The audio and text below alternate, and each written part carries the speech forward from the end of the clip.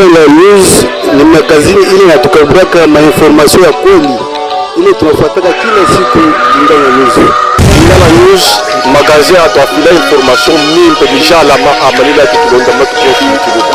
Lingala News ina magazini betu tulanda ku RDC. Lingala News Lingala News magazine et puis ça va information solo. Ne vous trompez pas d'adresse pour être bien informé. Suivez Lingala News. Lingala News toujours, n'oubliez pas de rester connecté sur Lingala News. Yango Basangwa Solo. Lingala News, seule information. Merci chers téléspectateurs, bozalaki ebele na kolanda magazine Abino Lingala News ou elukela Rabino ba information ya solo. Babina sali pour Lingala News tanga masolo. Vraiment tozali pona bino nyoso na kotalisa bino ba information oyo ya lelo. Babina sali pour Lingala News tanga masolo boucle.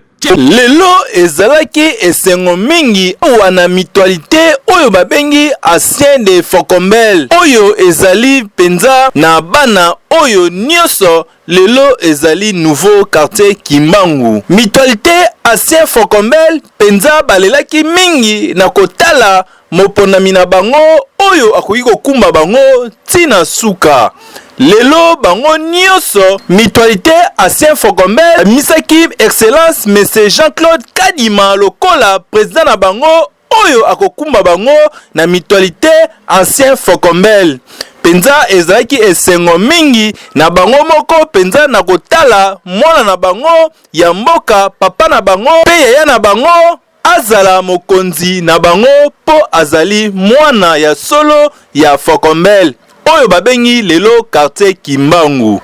Pe ba échange de paroles, pe ba question ya bien ezalaki pona kopusa mokonzi na bango amema bango penza liboso lokola ba commune mususu. Vraiment wana nza ayokaki bango ye moko excellence Jean-Claude Kadima penza na botosi nyoso. Bolanda ndenge alobaki boye na micro ya Lingala News. Je crois mutualité les anciens de Kimbangu MAF. C'est une mutualité où bandi qui existait, je crois bien depuis 2016-2015 comme ça. Et existera toujours. C'est comme le Renault tout va pouvoir être toujours un peu rotatif quoi, de c'est-à-dire quoi. De l'eau à Sali à Tikeli bon, tout presque à Yanga Ipe Koki, on a la présidence, il y a mutualité les anciens de Kimbangu.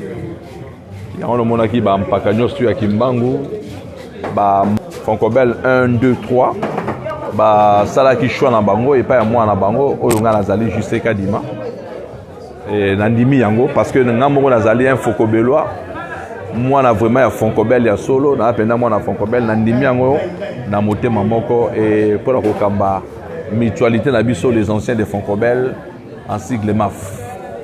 Amoni ba bien fait na oyo sala na quartier Kimbangu yango ba bah bien fait au ça na quartier Kimbangu. Moi j'aime pas beaucoup plus parler de ce que onga na sala et comme un peu moi vantar moi lolendo. Na linga beaucoup plus bango moko ba mona mais ba sala ka choix na eloka mabete. Ba sala ka choix na eloka kitoko. Ba sala choix na eloka mabete Naza vraiment au CPLA.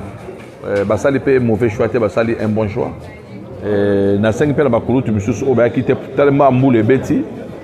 La prochaine réunion je vais chez les 12.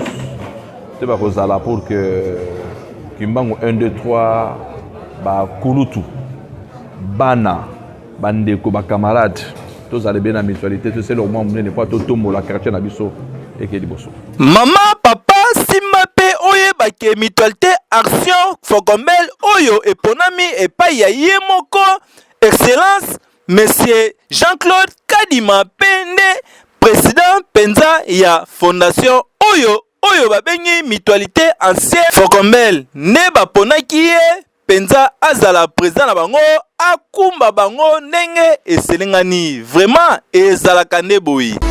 Babina sali pour Lingala News tanga masolo boucle.